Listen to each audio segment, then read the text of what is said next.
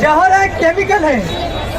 40 साल पहले यही वाला जहर थोड़ा सा लीक हो गया हवा में, लोगों के नाक में गया वो जहर, हवा से लोगों के नाक में गया, हजारों लोगों की मौत हुई 40 साल पहले। सभी दोस्तों का जय आदिवासी, जय जोहार।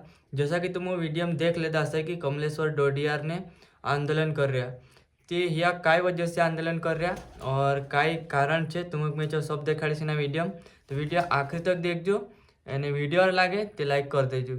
તે કમલેશ્વર ડોડિયા जो कि રતલામન વિધાયક છે, આદિવાસી હક અધિકાર या આમ આદમી કાંઈ બી હોય તે હંમેશા અગાઉ આવે।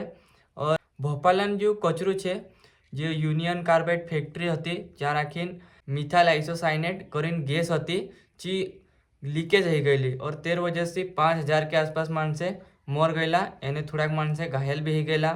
તે તીના કંપની કચરા કાજે હિમી इंदोरन पीथमपुर में धोपाड़ने लाई रहा ते जे इंदोरन आसपास रहने वाला है आम इंसान चे एने रतलामन विधायक कमलेश्वर डोडियार या सब में आंदोलन कर्या ने हेरो विरोध कर्या कि जो भोपालन कंपनी कचरू है तीना काजे यहाँ में धोपाड़ू का कई हयो एक तरीके से जहर के समान है। अगर हिना धोपाड़ने से कहीं दूसरी बीमारी फैल गई ती तेरी जिम्मेदारी कौन लेसे, आम इंसान कहीं नहीं जाती जिम्मेदारी कौन लेसे करीन हिना काजे नी धोपाड़ने विरोध कर रहा।